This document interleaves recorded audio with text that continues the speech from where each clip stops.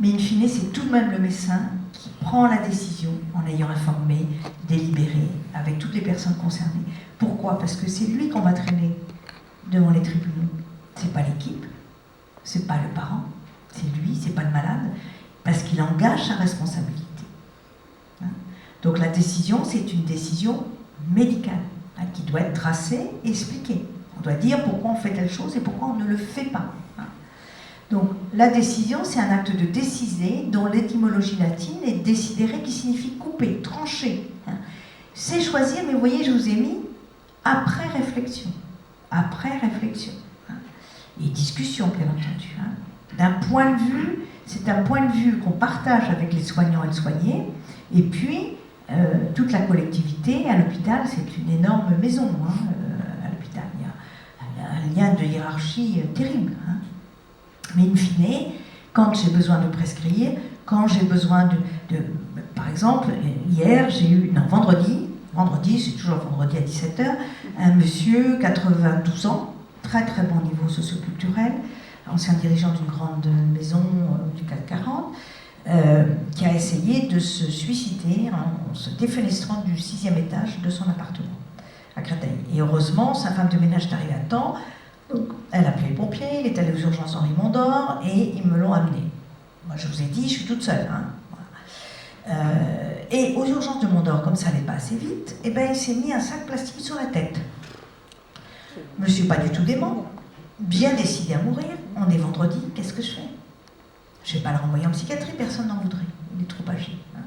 Donc je prends la décision de le garder, de faire le protocole anti-suicide, c'est-à-dire qu'on le met dans une chambre à 2, près du poste de soins, on bloque la fenêtre, on lui enlève les fils, en lui expliquant, et oui, j'engage ma responsabilité. Je demande à la surveillante de mettre un soignant devant la porte pour le surveiller la nuit, parce que c'est un monsieur qui va et qui vient, qui peut aller se défenestrer du toit, hein, etc. Donc vous imaginez bien que c'est compliqué. Et que quand vous êtes médecin, c'est pas moi je suis dans mon bureau, j'y touche pas, je mets pas la main dans le cambouis ici. Hein, on met la main dans le cambouis et c'est nous qui serons après traînés devant la justice s'il y avait quoi que ce soit comme problème, hein, vis-à-vis de ce monsieur.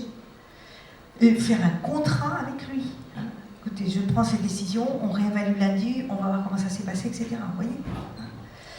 Donc tout ça, c'est du domaine de la responsabilité médicale.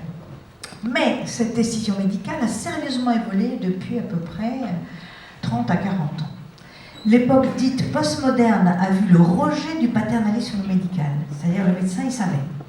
Il avait fait des études longues, il fait toujours des études longues et difficiles, et il savait ce qui était bon pour vous. Et il vous disait, je vous prescris ça parce que je sais que c'est bon pour vous.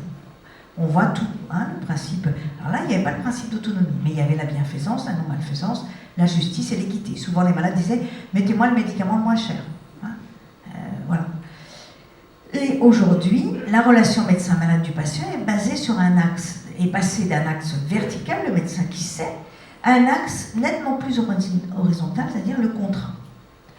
Le médecin sait toujours, mais vous savez aussi quels sont vos symptômes. On voit de plus en plus arriver des patients experts, notamment pour les maladies chroniques, comme le diabète, par exemple. Hein, les patients disent, mais moi je sais mieux que vous, ce qui me fait du bien ou pas du bien. Hein, donc il y a un niveau, il y a un nivellement du médecin qui sait. Et il y a un troisième personnage qui vient lors des consultations aujourd'hui, c'est Internet. Hein, avec que des bêtises, hein, des gens qui sont affolés parce qu'ils ne comprennent pas des forums où c'est très, très difficile. Hein. Et vous, sur Internet, vous avez le meilleur et le pire. Hein, vous avez tout. Et il n'y a pas de filtre qui vous dit attention. Hein, là, c'est ça, là, ça ne va pas. Vous avez suicide mode d'emploi en accès libre. Vous imaginez les gens fragiles. Hein. Vous avez tout. Voilà. Et en plus, la possibilité de vous commander des médicaments qui seront livrés par une boîte que je ne veux pas nommer et que je boycotte parce qu'elle n'est pas française. Donc le médecin qui sait et décide a fait place au médecin qui informe et explique. Vous voyez bien que informer et expliquer, ça prend du temps. Il faut le gagner, ce temps. Nous avons un couple dramatique à l'hôpital qui s'appelle T2A et DMS. T2A, c'est la tarification à l'activité. C'est-à-dire que vous n'êtes plus un être humain, vous êtes un code de maladie. Et c'est un système qui est à bout de souffle. Agnès Buzyn l'a dit, mais enfin, on attend encore la réanimation, on n'a toujours rien. Donc, on fait porter la seule activité du médecin toutes les rentrées d'argent pour toute la communauté. Les psychologues n'ont pas de lettres clés, elles ne rapportent pas d'argent. Les aides-soignants non plus, les ASH non plus, les infirmières non plus, elles ne rapportent pas d'argent à l'hôpital. Le directeur d'hôpital non plus. Et donc, on est harcelé par des injonctions à faire du chiffre. Mais est-ce qu'on peut mettre une personne en chiffre? On ne peut pas. Et donc cette T2A a évidemment ses limites, et en plus des limites éthiques très importantes, puisque ça oblige à trier les malades, à prendre la bonne cataracte, la bonne prostate, mais pas les vieux, comme chez moi, les personnes âgées qui sont polypathologiques, si pathologiques, qui n'ont pas d'argent. Voilà, et qui ne peuvent pas être admis dans d'autres structures privées qui coûtent très cher et qui, eux, trient leurs malades. Gros problème d'éthique, encore une fois. Et la DMS, c'est la durée moyenne de séjour. Donc il faut, quand vous êtes âgé, vous rentrez à ce qu'on appelle une UGA, l'unité gériatrique aiguë, vous restez une semaine. Ensuite, vous allez en SSR, soins de suite réadaptation. Pas plus de 43 jours. Bon, nous, on a des cas dramatiques, personne n'a d'argent, il faut l'aide sociale qui prend 4 mois, il faut une mesure de protection qui prend 6 mois. Vous imaginez bien qu'on n'est pas du tout concurrentiel avec le privé, absolument pas. Et ensuite, vous allez éventuellement en soins de longue durée. Voilà. Et on nous ferme, moi j'ai 350 lits de soins de longue durée dans mon hôpital, on va nous en fermer 200. Voilà. Et 200, ça fait 300 personnels en moins. Donc l'hôpital est en grève, donc ceci, donc ça. L'assistance publique ne veut être qu'un niveau de recours. C'est-à-dire des grands professeurs à Paris intramuros. Tout ce qui est en dehors et du polypathologique de la personne âgée qui n'est pas rentable ne les intéresse plus, très clairement. Et rappelez-moi qui on a comme directeur général de l'assistance publique, Martin Hirsch, qui a quand même été au commissaire, c'est lui qui a fait le RSA, etc., et qui était à Emmaüs France. Alors, d'une relation particulière bienveillante et savante, mais néanmoins autoritaire, on est passé à un rapport de type beaucoup plus contractuel, respectant ou forçant l'autonomie. Le médecin est responsable de l'information qui doit permettre au patient de choisir et de décider en connaissance de cause, en toute autonomie. Vous voyez bien que la personne en perd d'autonomie, puisque c'est le sujet qu'on m'a demandé de traiter, ben, il va avoir du mal.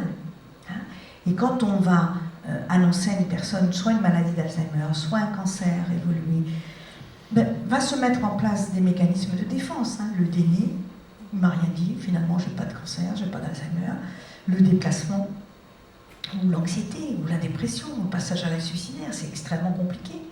Il faut beaucoup de tact et de métier pour se donner les conditions de possibilité d'expliquer toute cette information. Et ça se double pour nous d'un devoir de tracer ce qu'on a dit. Si je vois une personne qu'il faut hospitaliser et qu'elle le refuse, j'explique ce que j'ai fait. Donc vous voyez que ça prend encore du temps, il faut dire, voilà, je l'ai vu, j'ai vu sa famille, j'ai vu la personne de confiance, il refuse, j'ai donc donné des adresses, des urgences, etc., en cas de souci, etc. Vous êtes obligé de tracer tout ça.